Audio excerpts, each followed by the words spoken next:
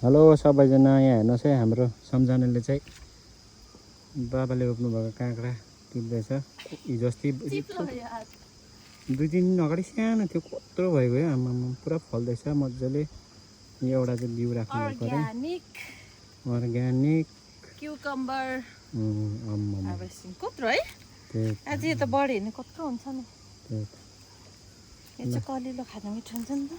अन्त आज चाहिँ यस्तो डरलाग्दो घाम लागेको छ यहाँनिर, आमामा हेर्नु देख्दैन होला कि त्यहाँबाट यो भिडियोमा त, तर पुरा घाम लागेर गरमै छ। तर पनि हावा मजाले चलेको छ यहाँनिर। बर्को रुख कत्रो ठुलो छ,